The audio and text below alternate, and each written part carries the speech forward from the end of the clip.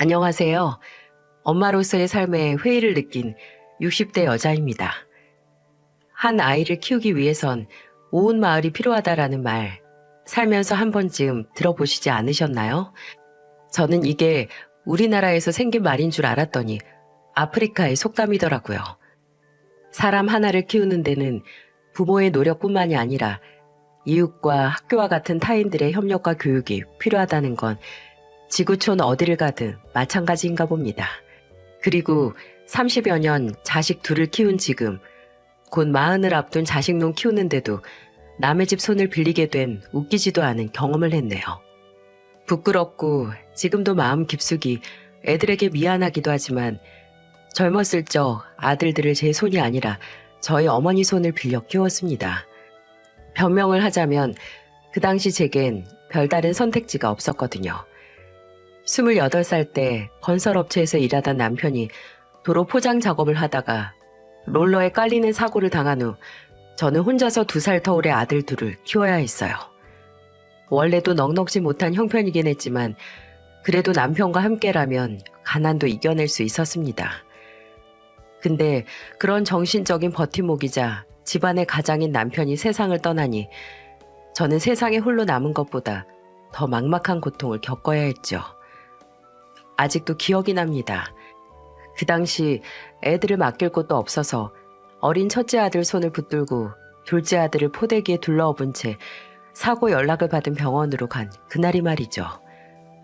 간호사들이 제정신이 아닌 저를 붙들고 남편의 시신이 기계에 깔려서 너무 아이들이 볼 수 없는 상태여서 아이들은 간호사분들에게 잠시 맡기고 남편을 마지막으로 보라고 하더라고요. 그렇게 애들을 맡기고 나서 더 이상 눈을 뜨지 않는 만날 수 없는 남편을 마주했을 때 그나마 멀쩡하던 남편의 얼굴을 붙잡고 눈물을 흘리며 오열을 했습니다. 이렇게 외롭게 혼자 가게 해서 내가 너무 미안해. 어떡해 여보? 어떡해.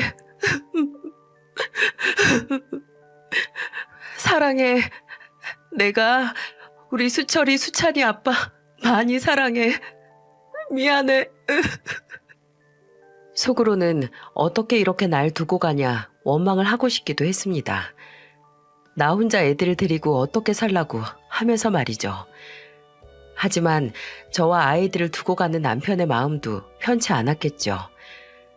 어린 자식들과 저를 두고 차마 하늘로 편히 가지 못할 그런 사람이라는 걸 잘 알기에 그 어떤 원망도 입에 올릴 수가 없었습니다.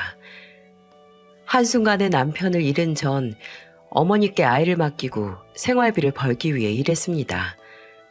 다행히 지인 중 공장일로 잔뼈 굵은 이모님이 있었기에 남편을 보낸 상처에 딱지가 앉을 틈도 없이 경제활동을 시작했죠.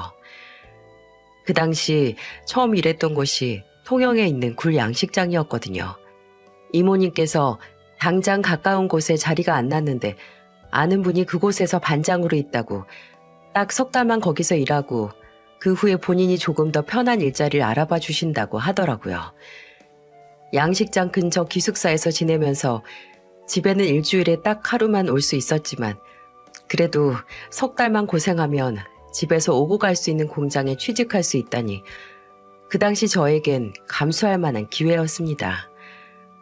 물론 그만큼 아이들과 떨어져야 하고 어머니에게 애들을 떠맡긴 게 걱정이었지만 내 자식, 내 가족을 책임져야 한다는 생각에 눈 질끈 감고 통영으로 향했습니다. 사실 둘째 아들은 크게 걱정이 없었어요. 그 당시 3살로 너무나 애기도 했고 커서 기억도 못할 시기였거든요. 걱정은 첫째 아들이었죠.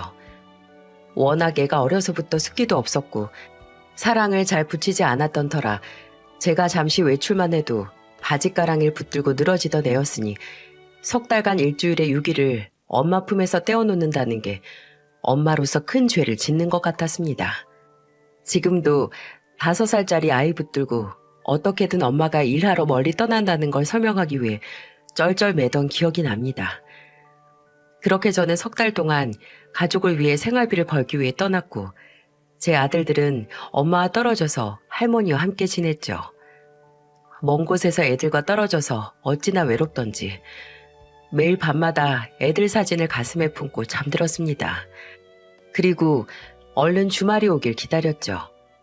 그리고 주말이 돼서 집에 가는 길에는 행여 애들이 내 얼굴은 까먹지 않았나 하는 마음 반, 얼른 애들을 보고 싶은 마음 반이 돼서 갔었죠. 집에 가면 둘째 아들은 그래도 그 작은 머리에 엄마 얼굴에 대한 기억이 있는지 보자마자 아장아장 와서 안기더라고요. 그리고 첫째는 양식장에서 일하고 처음 집에 간 날 첫째 아들은 온종일 제게 안겨서 울었습니다. 그리고 저도 그런 아들과 함께 울었고요. 참 너무 미안하더라고요. 가장 엄마랑 붙어있고 싶은 시기 형편에 쫓겨서 애를 떼어놔야 한다는 제 현실이 비참하고 또 죄책감이 들기도 했습니다. 그래서 더 주말마다 집에 가면 애들을 옆구리에 끼고 살았어요. 딱 하루 쉬는 날 정작 쉬지도 못하지만 그래도 애들을 데리고 근처 공원에 산책이라도 나갔습니다.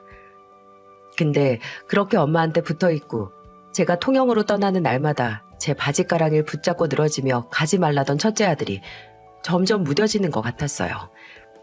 그때는 이제 애도 적응을 했구나 생각을 했는데 어째 주말에 갈 때마다 할머니 뒤에 숨어서 제게 오지 않는 아이를 보며 충격을 먹기도 했죠.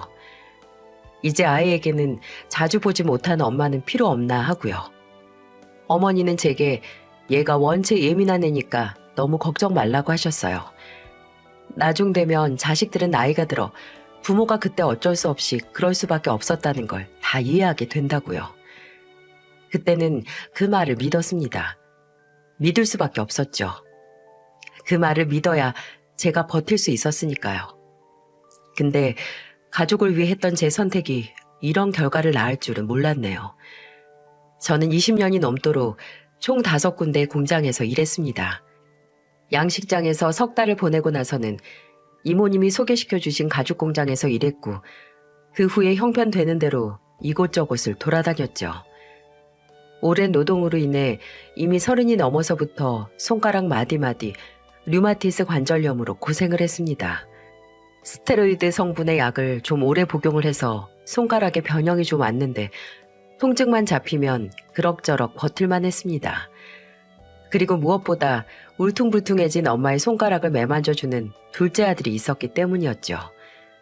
둘째 아들은 어렸을 때 제 손을 잡고 있는 걸 좋아했는데요. 제 손을 가만히 보다가 엄마 손가락은 왜 이렇게 울퉁불퉁하냐고 물은 적이 있었어요. 그래서 제가 씁쓸하게 엄마가 일을 많이 해서 그런다고 했는데 왜 애들 어렸을 때 꽃이나 풀이나 따다가 돌멩이로 빻으면서 놀잖아요.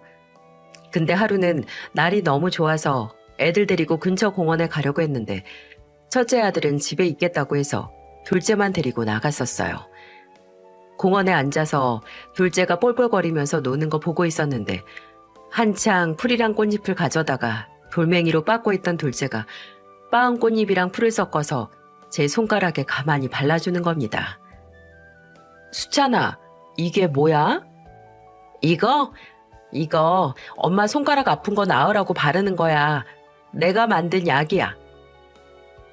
그때 둘째 나이가 아마 6살인가 7살인가 그랬을 겁니다.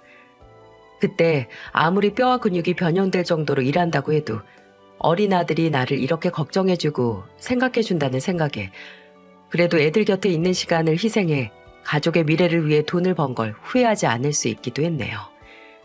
종종 사춘기에 접어들 시기의 첫째가 제 가슴에 비수를 꽂는 말을 하곤 했지만 이것도 다 지나가겠거니 했죠. 수많은 공장을 돌면서 정착하지 못하고 일했어도 아들들이 나를 보고 웃어주는 거 한 번이면 힘든 것도 다 이겨낼 수 있었으니까요. 그러다가 딱 한 군데 이곳에서 뼈를 묻어야겠다, 여기서 은퇴를 해야겠다 생각했던 곳이 있었어요. 40대 초반에 일했던 유리공장이었는데 작은 공장이었지만 사람들도 좋고 조건도 좋아서 정착을 할 마음이 있었거든요. 무엇보다 제가 아들 둘이는 미혼모라는 걸 안 공장 사장님과 함께 일하는 직원들이 저를 참 많이 도와줬죠. 특히 그 시기에 저희 어머니께서 돌아가셨는데 사장님과 직원들 모두 그날은 공장 문을 닫고 장례식장까지 와서 저를 위로해줬습니다. 근데 아쉽게도 공장 재정 상황이 안 좋아져서 문을 닫는 바람에 그만둘 수밖에 없었죠. 그 공장을 그만두게 된 건 여러모로 제게는 불운이나 다름없었네요.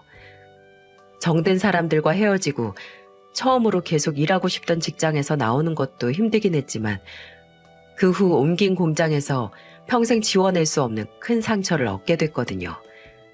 그 다음에 제가 간 곳은 섬유 공장이었어요. 집에서 좀 멀고 작업량이 좀 많긴 했지만 다른 곳보다 수당이 높았는데 그 시기 첫째 아들이 의대에 진학을 해서 등록금이 만만치 않았고 둘째 아들도 대학에 들어갈 시기라서 돈이 이만저만 빠져나가는 게 아니었거든요. 아들들 다 어렸을 때부터 공부를 곧잘했기에 큰 도움을 못 줘도 걱정 없이 공부를 하게 하고 싶어서 거리가 어쨌든 하는 일이 어떻든 가리지 않고 해야 했습니다. 근데 그렇게 일하게 된 곳에서 1년 좀 넘게 일했을 때 큰 사고가 났습니다. 공장에 화재가 발생한 거죠. 저를 포함한 8명의 노동자가 화상과 같은 부상을 입었죠. 그리고 그중 제가 가장 크게 다치게 됐는데 얼굴을 포함한 온몸에 심재성 2도 화상을 입게 됐습니다. 왜 어렸을 때 어른들이 불에 대해 있는 고통이 가장 큰 고통이라고 하셨었는지 그때 알게 됐습니다. 엄살이라고 하실지 모르겠지만 저는 그날이 제가 죽는 날이라고 생각을 했어요.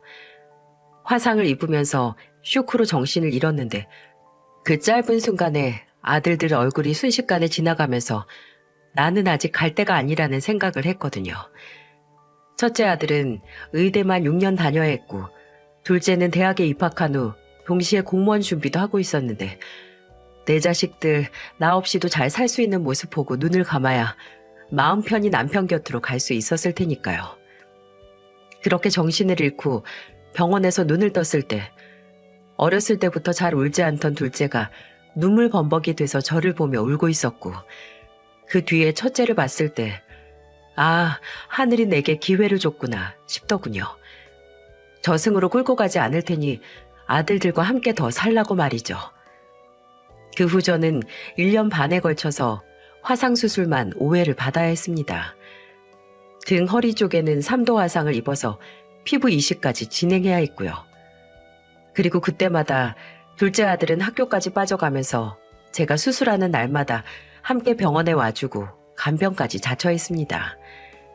다쳐서 애 학교까지 빠지게 만들었다는 생각에 미안하면서도 또 이래서 자식 낳아 키우는구나 싶은 흐뭇한 마음이 들기도 했어요.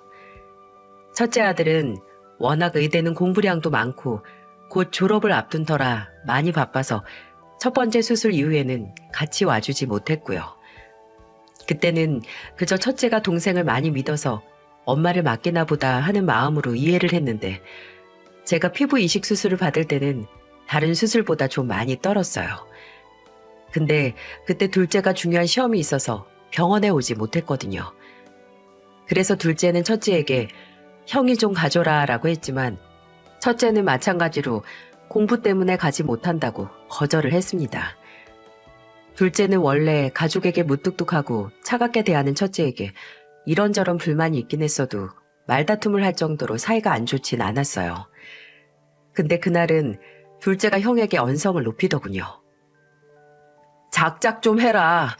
따지고 보면 엄마가 왜 이렇게 수술을 몇 번에 걸쳐서 받는데 다 우리 학비 벌라고 일하다가 다친 거 아니야. 대학 들어가서 공부한다고 등록금 한번 형 손으로 벌어본 적 없고 엄마가 번 돈으로 대학 다녔으면 엄마가 다친 거에 대한 일말의 죄책감 정도는 자식으로서 있어야 하는 거 아니야? 수술하는 날 엄마 병원 한번 따라가는 게 그렇게 어렵냐? 뭐 전국 의사들은 다 부모가 아픈 것도 무시하고 공부해서 의사 된 거래? 둘째 아들의 말에 첫째 아들은 콧방귀도 안 뀌었지만 이러다 싸움이 크게 날까 싶어서 제가 중간에서 말렸네요.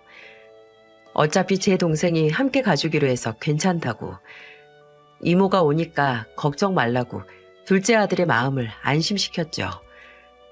첫째 아들에게도 괜히 공부하는데 신경 쓰지 말라고 했고요. 그렇게 말했지만 그래도 사람 마음이 아무리 부모라고 한 번 든 서운한 감정을 막을 수가 없더라고요. 워낙 어렸을 때부터 감정 표현도 안 하고 무뚝뚝한 건 알았지만 그래도 한 번은 함께 가줄 수 없나 싶었고요. 근데 고인물처럼 마음에 남았던 서운함이 아주 잠깐 사라졌던 때가 있었습니다. 의대 졸업 후 인턴 과정을 마친 첫째 아들이 그 후 전공을 성형외과 전공의로 정했다는 거예요. 인턴 1년 후에 레지던트라고 전공의 4년 과정을 거치고 전문의 시험을 보게 되는 게 전공의 때 어떤 전문의가 될지 정하게 되거든요. 근데 그때 성형외과를 정했다니 저는 그때 첫째 아들의 선택에 제 영향이 아주 조금이라도 있지 않을까 싶었습니다. 엄마가 끔찍한 화상을 입고 온몸에 검붉은 열꽃을 입은 채 사는 걸 보고 훗날 훌륭한 성형외과 전문의가 돼서 엄마 몸에 있는 화상 자국을 지워줄 생각을 한 게 아닌가 하고요. 만약 그게 아니더라도 엄마 같은 화상 환자들이나 흉을 진 사람들을 돕기 위해 그 길을 선택한 거 아닌가 싶기도 했어요. 그래서 첫째 아들이 말은 안 해도 내심 엄마를 생각을 한다고 생각을 했는데 꿈보다 해몽이라고 제가 김칫국을 거나하게 한 사발 마신 거였네요. 첫째 아들이 전공의가 되고 얼마 지나지 않아서 함께 식사하는 와중 첫째 아들 얼굴이 많이 까칠해진 것 같아서 제가 뭐 많이 피곤하냐, 거기서 잘 챙겨 먹냐는 얘기를 했어요. 첫째 아들은 늘 그랬듯이 알아서 한다고 했는데 제가 이런 말을 했었어요. 이렇게 열심히 일해서 나중에 성형외과 의사 선생님 되면 엄마 몸에 남은 흉터도 우리 아들이 지워줄 수 있겠네. 솔직히 정말 첫째 아들에게 수술을 받을 생각은 추호도 없었습니다. 이미 살면서 수술은 언더리가 날 만큼 하기도 했고 첫째 아들을 고생시키면서까지 이 상처를 지우고 싶지 않았거든요. 상처가 제 신체의 일부분이 되어 있기도 했고요. 그냥 의사가 된 아들에게 걱정 말라고 엄마 상처는 내가 지워주겠다고 하는 첫째 아들의 목소리를 듣고 싶었습니다. 근데 첫째 아들은 제 말에 눈살을 찌푸리더니 이렇게 말하더라고요. 엄마, 이제 수술 받는 거 지겹지도 않아요? 그리고 내가 엄마 수술을 어떻게 해요? 다 큰 아들한테 몸에 있는 흉 보여주고 싶어요? 침을 삼켰습니다. 밥을 먹다 순간 체한 것처럼 가슴이 턱 막히더라고요. 이게 정녕 내 자식 입에서 나온 소리가 맞나 싶더라고요. 전공의가 되고 일이 많아지고 공부할 것도 많아서 예민해지긴 했지만 그래도 이건 아니지 않나요? 둘째 아들도 그렇게 생각을 했는지 함께 식사를 하는 자리에서 젓가락을 탁 하고 식탁에 내려놓더니 그러더라고요. 말 한번 정 떨어지게 한다. 말로만이라도 알겠다고 할 수 없냐? 부모 흉터 치료 하나 못 해줄 거면 뭐하러 의사하냐? 생판 남들 치료는 어떻게 하려고? 넌 모르면 가만히 있어.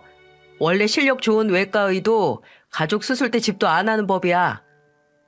그럼 연줄 쌓아서 우리나라 최고 성형외과 의사 소개시켜줘서 엄마 흉터 치료해준다고 하던가. 사람 말이 아다르고 어다른데 말을 꼭 그딴 식으로밖에 못하냐고. 아휴, 그만해라, 그만해. 아침부터 뭐하러 싸우니? 실없는 것 같다가. 수철이 너 걱정 마라. 엄마가 그냥 한번 해본 소리니까 너한테 수술 맡길 생각 없었어. 아들들이 나이를 먹어갈수록 이런 식으로 집안의 말다툼이 잦아지곤 했습니다.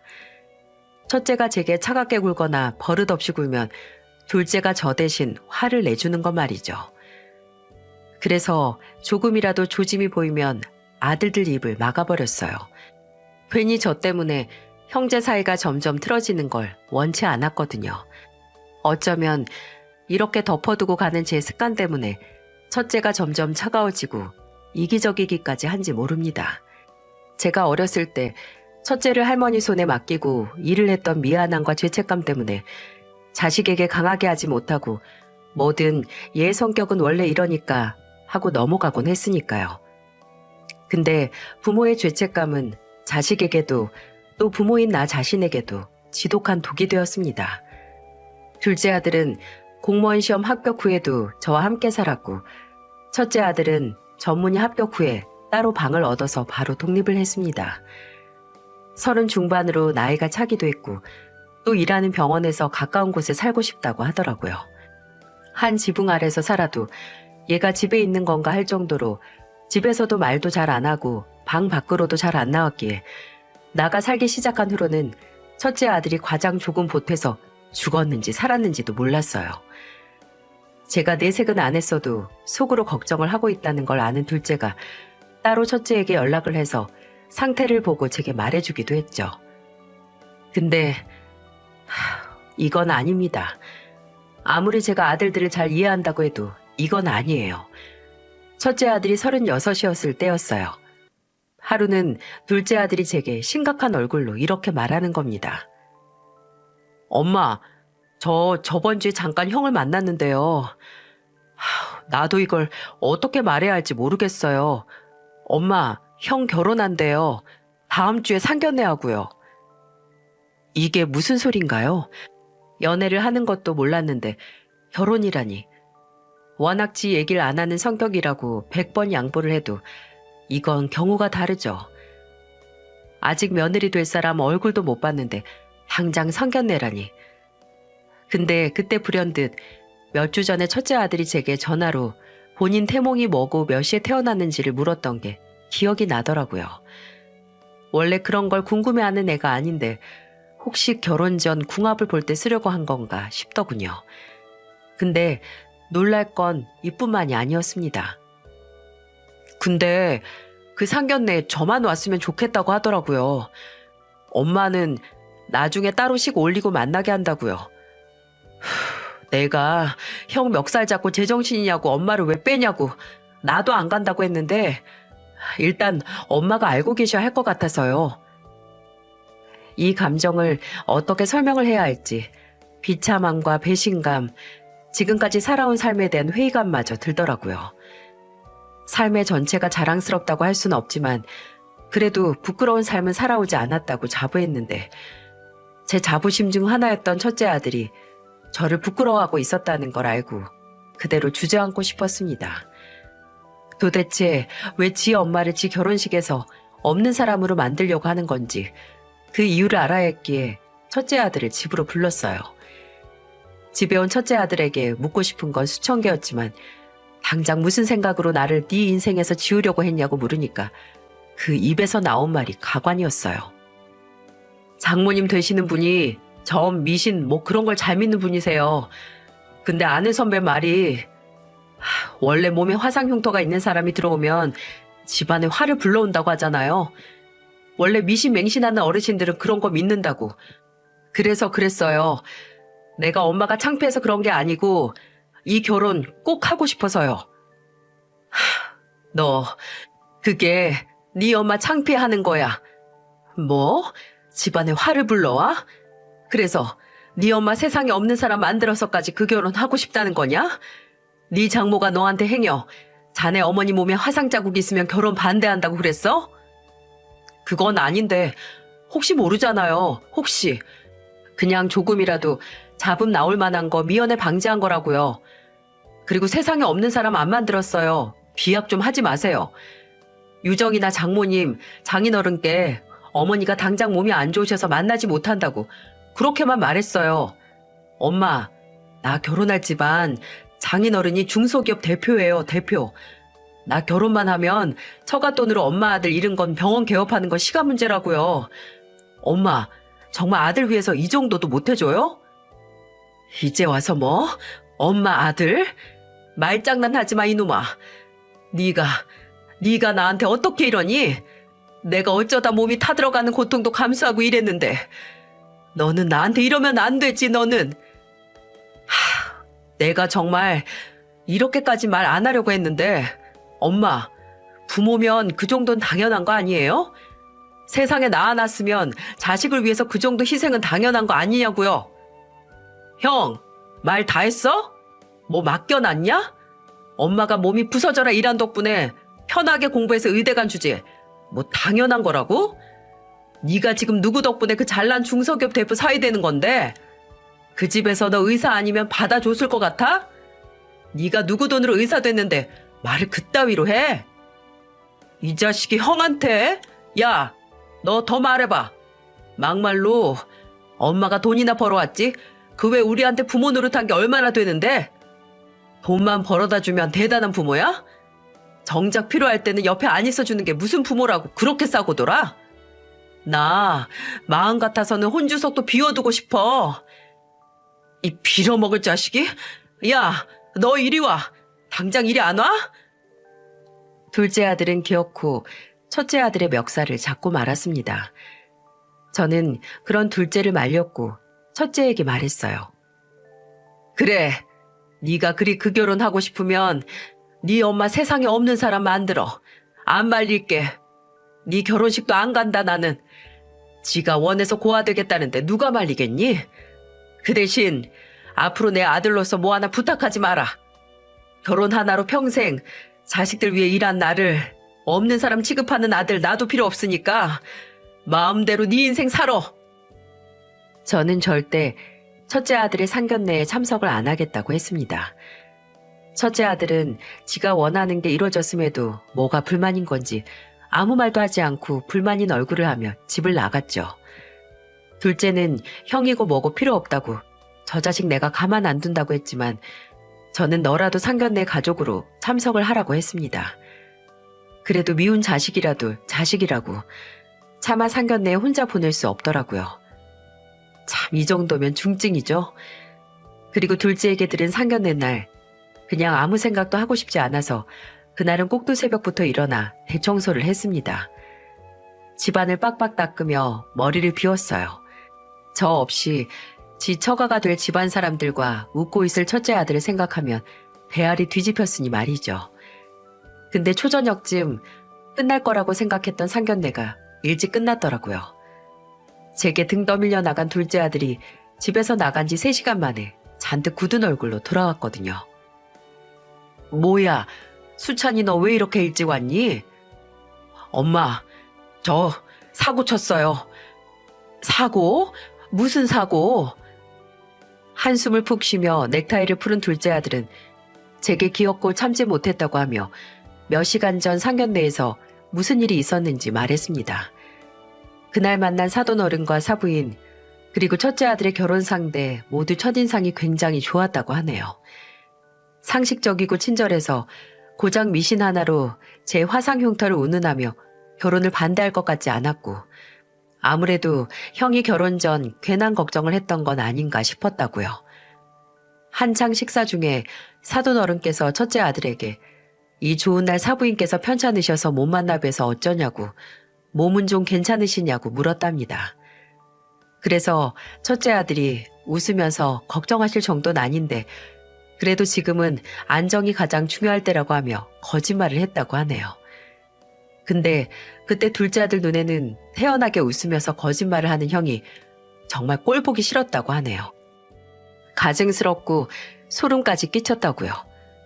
그래서 도저히 가만히 있으면서 형의 거짓말에 가담하고 싶지 않았고 그때 아마 결혼식에도 참석 못하실 것 같다라고 말하는 첫째 아들의 말에 이렇게 말을 했다고 해요. 엄마가 왜 형 결혼식에 참석을 못하셔? 거동에도 아무 문제 없고 정신도 말짱하신데. 그 순간 식탁 위로 정적이 맴돌았고 사부인이 의아한 표정으로 물었다고 합니다. 아니, 거동이 가능하세요? 아니, 박사위는 걷는 게 불가능하시다고 하던데. 아니요, 무리라뇨. 전혀 무리 없죠. 야, 박수찬 너? 아마 형이 저희 어머니 몸에 난 화상 흉터 때문에 엄마를 여러분께 숨기고 싶어 하셨나 봐요. 듣기로는 형 장모님께서 미신을 아주 맹신하신다고. 행여 몸에 화상 입은 저희 어머니 만나면 집안에 화를 가져가게 될까봐 결혼 반대하시는 거 아니냐고 형이 걱정했거든요.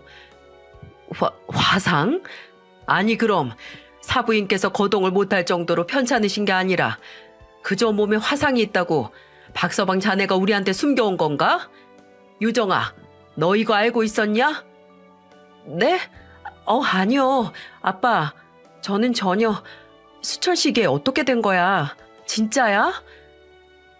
박서방, 혹시 내가 자네한테 결혼 전 사주 궁합 본다고 태어난 시간 물어봐서 그런 거야? 아니, 내가 미신을 믿긴 하지만 그래도 무슨 사부인 화상 자국으로 결혼을 반대하겠어? 날 어떻게 본 거야? 나 참 어이가 없어서. 장모님, 그게 아니고, 장모님이 그걸 믿으신다는 게 아니고, 제가 좀 걱정이 돼서. 한순간 분위기가 얼다 못해 쩍하고 금이 가게 된 상견례 자리에서 폭탄을 투척한 당사자인 둘째 아들은 태연하게 이렇게 덧붙였다고 하네요. 처음엔 저도 형이 이 결혼에 절박해 보여서 동생으로서 가만히 있으려고 했는데 도저히 저희 형제들을 혼자 힘으로 키우시다가 화상까지 입은 어머니를 없는 사람 취급할 수 없어서요. 그리고 무엇보다 미신 같은 얼토당토한 이유로 결혼을 반대할 집안과는 아예 사돈으로서의 연을 안 맺는 게 낫지 않을까 싶었습니다. 둘째 아들의 말에 사돈 어른은 잠자코 가만히 있다가 이내 조용히 자리에서 일어나며 이렇게 말했다고 합니다. 아니, 말 잘해줬어요. 가족이 될 결심을 한 마당에 마땅히 들어야 한 사실이었어. 박서방, 솔직히 자네한테 참 실망했네. 오늘은 이미 마주 앉아서 웃을 기분이 아니니 이만 일어나겠네. 그렇게 상견례 자리를 박차고 일어난 사돈 어른과 사부인 며느리를 첫째 아들이 안절부절하며 따라 나갔고 둘째 아들도 혼자 집에 온 거라고 하네요. 그날 상견례 자리에서 망부석 마냥 아무 말도 안 하고 오겠다던 둘째 아들이 정말 사고를 치고 오긴 했네요. 그리고 그날 저녁 어디서 술을 마시고 온 건지 잔뜩 취한 첫째 아들이 집으로 와서 둘째 아들 멱살을 잡았고요. 왜 입은 안 닥치고 있었냐, 누구 혼사끼리 죄를 부리냐며 고래고래 소리를 질렀습니다. 그런 첫째 아들에게 둘째 아들은 그 죄는 내가 뿌린 게 아니고 네가 말도 안 되는 거짓말을 했을 때 이미 공중에 떠다니고 있었다고, 결혼으로 팔 잡힐 생각하지 말라고 한 소리를 했고요. 그때 저나 둘째 아들이나 첫째가 파혼을 당할 수도 있겠다고 생각을 했습니다. 둘째에게 듣기로는 그날 형 장인어른의 표정이 아주 살벌했다고요. 근데 며칠 뒤 첫째 아들이 절 찾아왔는데 장인어른하고 장모님이 어머니를 모시고 다시 상견례를 하고 싶다고 했다네요. 그래서 제게 함께 나가달라고 부탁을 하러 온 겁니다. 너 내 말 잊었니? 아들로서 나한테 부탁하지 말라고 했지. 엄마, 부탁이에요. 유정이가 며칠 동안 장인어른 설득해서 저한테 다시 한번 기회를 주신다는데 제발 저 한 번만 도와주세요. 제가 잘못했으니까 제발 딱 한 번만. 저 정말 이 결혼 하고 싶어서 그래요. 제 앞에 무릎을 꿇고 비는 첫째 아들을 보며 참 복잡한 심정이었습니다. 이렇게나 이 결혼이 하고 싶나. 근데 그게 며느리를 사랑하는 마음이 아니라 돈 많은 처가에 기대서 개원을 하고 싶은 마음인지 헷갈렸거든요. 이제 너 알아서 하라고 할까 싶다가 그래도 부모로서 마지막으로 해주는 부모 노릇이라고 생각하고 그 상견례 자리에 나갔습니다.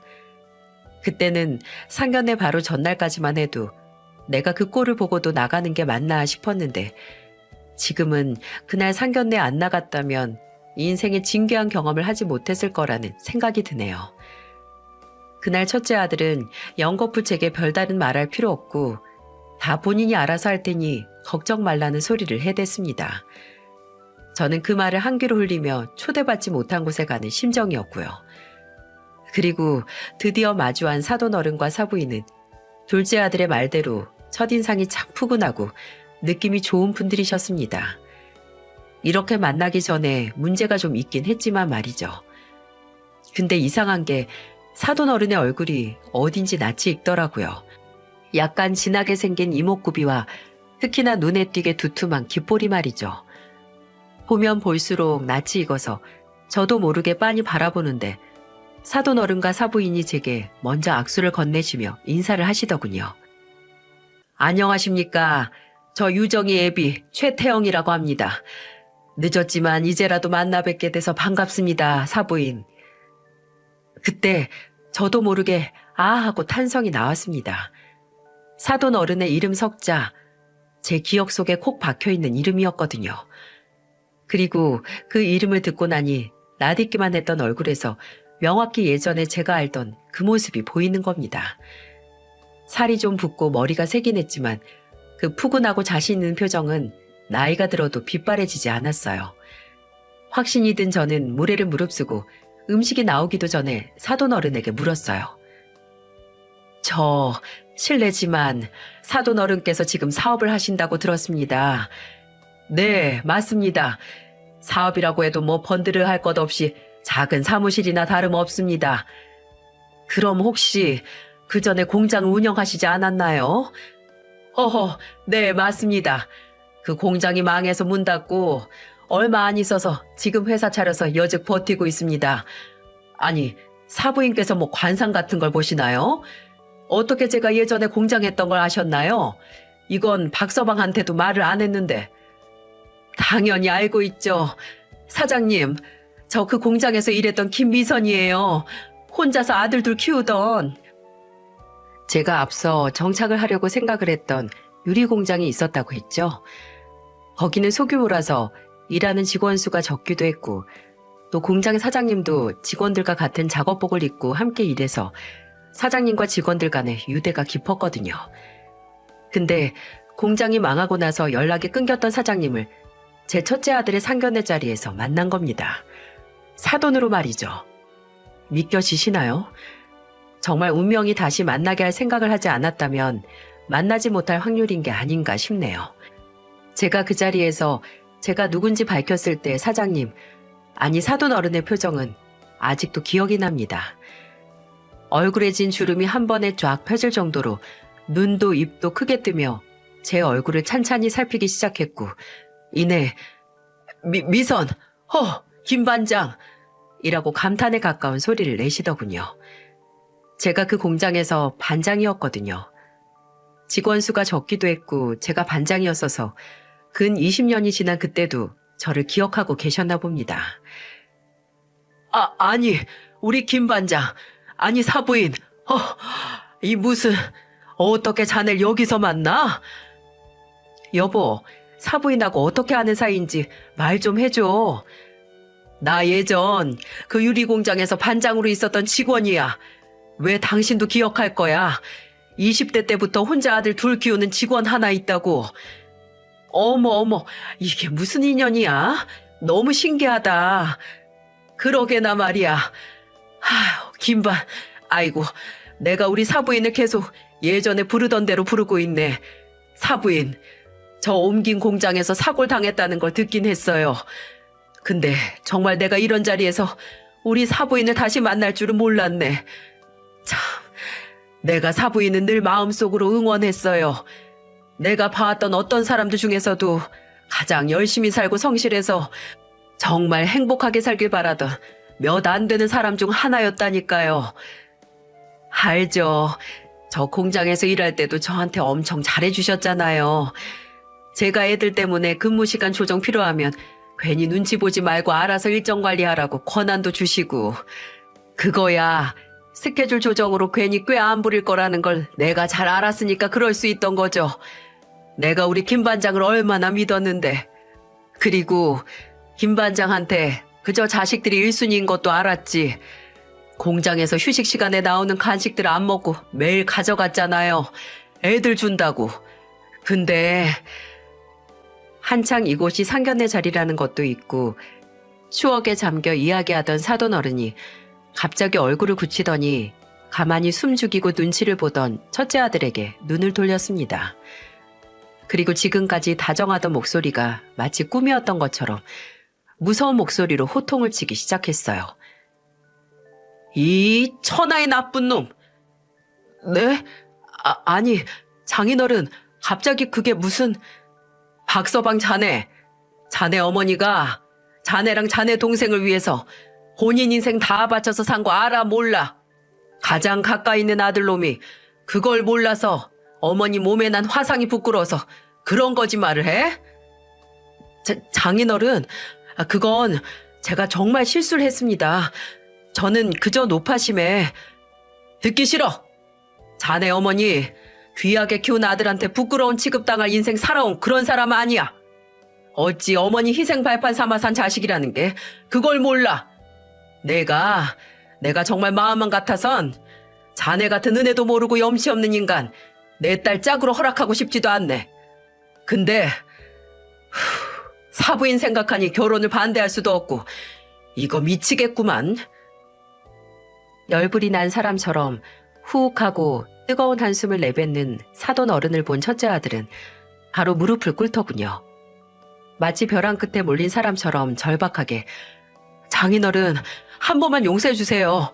제가 무지했습니다. 죄송합니다. 라면서 말입니다. 근데 사돈 어른은 그런 첫째 아들을 아주 한심하게 바라보며 말했습니다. 이 사람아, 자네가 지금 용서를 구해야 할 건 내가 아니라 자네 옆에 있는 어머니야. 정신 못 차렸구만 아주. 안 되겠어. 내가 내 딸이 사랑하는 남자라는 걸 감안해서 자네 어머니께 용서받으면 그때 다시 이 결혼 생각해 보도록 하지. 자네 어머니 오점 없는 인생에 자식이란 놈이 똥물을 튀긴 걸 싹싹 빌어서 용서받아오면 그때 내가 생각해 본다고. 지금 생각해도 참 같은 부모로서 존경도 들고 고마운 처벌이라고 생각을 합니다. 사돈 어른은 며느리가 첫째 아들을 기다려주는 선에서 한 달이 됐든 반년이 됐든 1년이 됐든 제게 용서를 받아오면 그때 결혼을 허락하겠다고 단단히 못을 박았고 원래는 2달 후 치러졌어야 할 결혼식은 무기한 연장이 되어버렸어요. 그리고 첫째 아들은 정말 제게 수시로 와서 용서를 구했습니다. 이제 나도 내 잘못을 안다고 죄송하다고 엄마께 상처를 드릴 생각은 아니었다고 제발 한 번만 용서를 해달라고 하며 장인어른께 가서 날 용서한다는 한마디를 해달라고 빌었죠. 그 꼴을 딱 한 달 봤는데 질립디다. 이놈이 얼마나 이 결혼이 하고 싶으면 일주일에 4-5번씩 와서 일이 매달릴까 싶었죠. 그런데도 이상하게 그 사과와 반성이 마음에 닿질 않아서 말했습니다. 수철아, 너 생각해봐라. 네가 지금 이렇게 나한테 용서를 구하는 게 만일 네 잘난 장인어른이 하라고 안 했으면 없었을 일 아니니? 아니에요, 엄마. 물론 계기는 됐지만 저 정말 반성 많이 하고 엄마께 죄송한 마음이에요. 그래, 나는 너랑 나 사이보다 고작 본 지 얼마 되지도 않는 네 장인이 훗날 네 병원 개업해준다는 그 장인의 말이 계기가 되고 떠민다고 냅다 나한테 사과를 하는 너한테 실망이다. 나도 네가 어렸을 때 내가 곁에 있어주지 못한 것 때문에 불만이 많다는 거 알아. 나도 많이 미안하지. 근데 어떻게 곧 40을 앞둔 자식이 그럴 수밖에 없었던 엄마의 상황과 마음을 아직도 몰라? 너 사춘기 때부터 나랑 말다툼하면 꼭 그 소리 했잖아. 엄마가 언제 내가 원할 때 곁에 있어준 적이 있냐고. 근데 수철아, 엄마는 그때 그 조금이라도 너희 곁에 있으려고 그렇게 일했던 거야. 내 몸이 부서지든 손가락이 기형이 되든 상관없이. 지금 돈을 안 벌면 나중에 더 니들 옆에 있을 수 없으니까. 내가 몸에 불이 붙었을 때도 너희가 엄마한테 완전히 독립하기 전에 떠나는 거라서 내 새끼들 행여 엄마 죽음 때문에 더 우울하고 힘들게 살까 걱정했던 게 나야. 근데 너는 엄마가 그렇게 있게 된 상처를 부끄러워하니? 그러니 내가 떠받치고 있던 하늘이 무너지지 않고 배기겠어? 내가 네 장인어른한테 가서 말하긴 하마. 결혼 허락해주라고. 근데 나는 아직 널 용서 못하겠다. 시간이 얼마나 들 줄은 모르겠지만 그래도 지금은 아니야. 어쩌면 이 몸에 있는 화상 흉터처럼 영원히 사라지지 않을 수 있겠지. 지금은 그저 매일같이 네 얼굴 보기 불편해서라도 네 장인어른한테 가서 결혼 허락해달라고 하는 게 나을 것 같구나. 제가 말을 마쳤을 때 첫째 아들은 뭘 잘했다고 서럽게 울고 있더라고요. 애처럼 눈물을 도르륵 도르륵 쉴 새 없이 흘리며 죄송합니다, 죄송합니다, 잘못했어요 하면서 울더라고요. 저는 다음날 상견례 때 필요한 게 있으면 언제든 연락하라며 사돈 어른이 준 명함에 있는 번호로 전화를 했고 그렇게 만난 사돈 어른에게 말했습니다.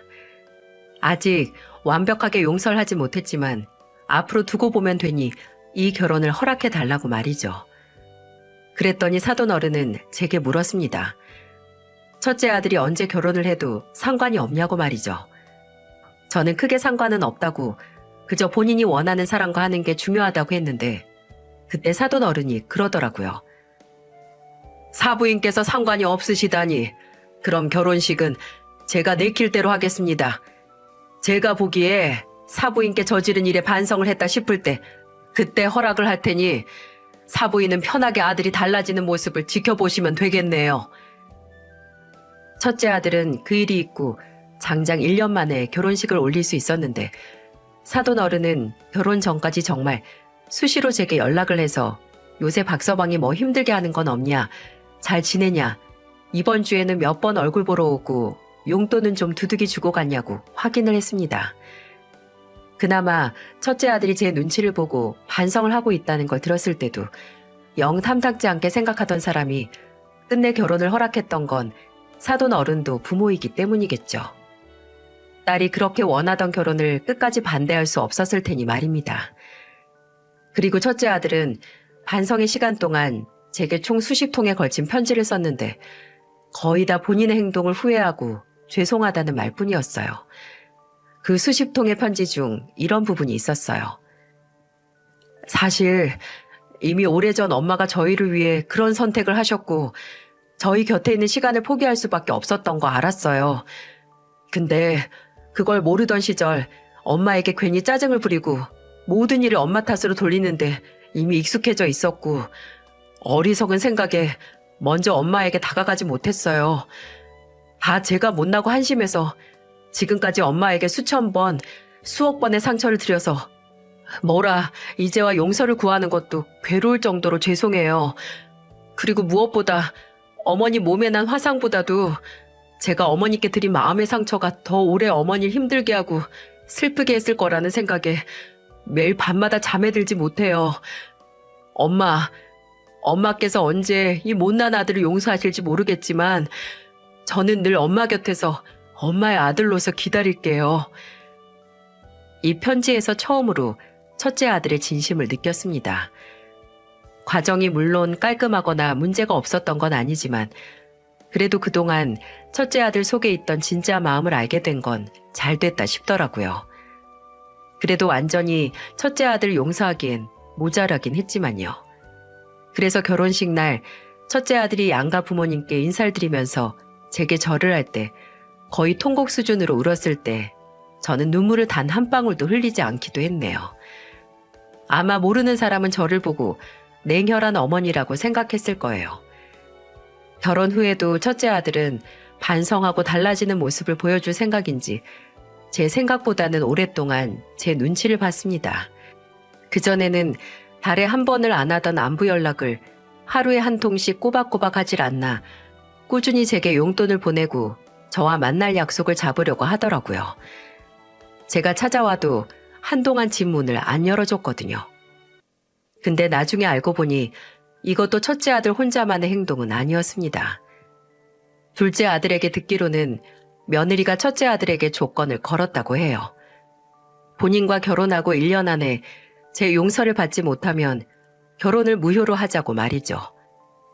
그만큼 절박하게 노력을 보이라고 했다는 겁니다. 그래서 둘이 혼인신고도 안 했대요. 제 용서를 들었을 때 혼인신고를 한다고요.